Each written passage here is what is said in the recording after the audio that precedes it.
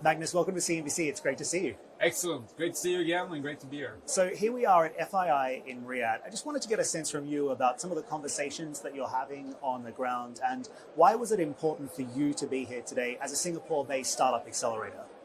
Yeah, so we operate globally. We think great talent can come from anywhere in the world. And I've been coming here since the very first FII. Actually, this is the 8th time in a row. And I've been coming in and out of the region since 2016. And it's just tremendous to see how quickly the innovation ecosystem here has developed. I was lucky to be part of that development in Southeast Asia. If you look back at 2012, it's like $200 million a year put into venture.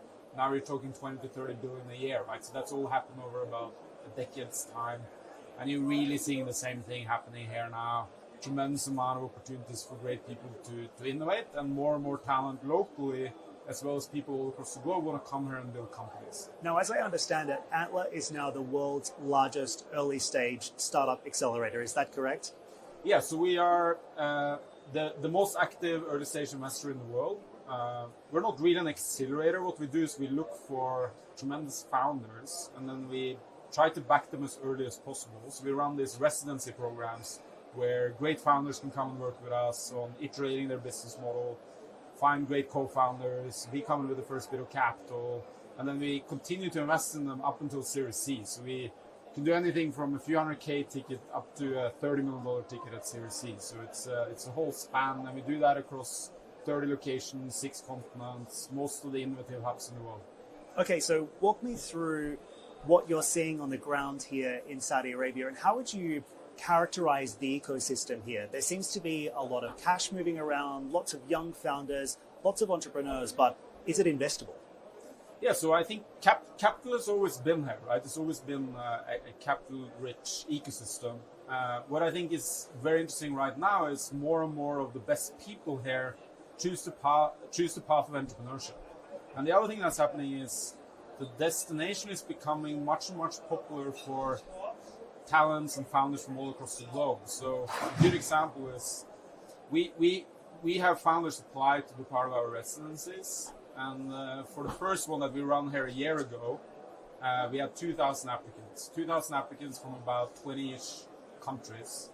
Fast forward to today, 1 year later, 8,000 applicants for a cohort we're running in Riyadh. It's literally just 20 minutes away from here at the garage, where 8,000 people from all across the globe want to come here and build companies, 34 nations, and we're selecting the top 1% of them. So I think what has happened is it's a place now that people from all across the globe wants to come and innovate, and the VCs there and we and everyone who operates are getting more and more selective in terms of the ones that we back.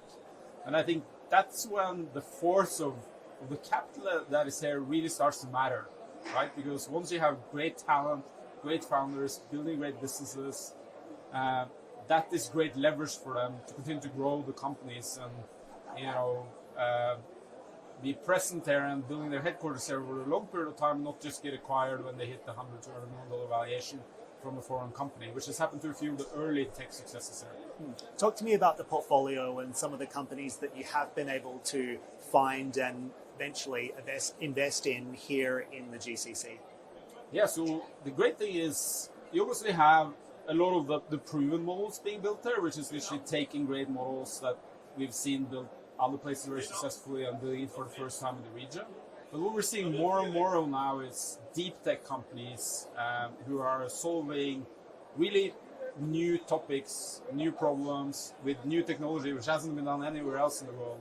For example, we have Raya, which is a great company in the Antler portfolio, built by a guy who exited 2 genomics companies before. It's looking at applying AI to better understand the genomic space and use that for real treatments. We have TrueBuild, which is literally utilizing AI to optimize the construction industry, which is obviously a huge industry here.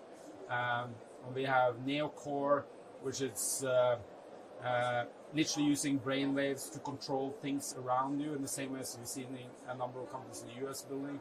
So you have this combination now of the more traditional tech business models, leveraging what you've seen in the rest of the world, but also really people trying to be on the forefront of innovation and utilizing the great talent they have available from all across the globe that is coming here, who's done research at the local institutions to build new companies.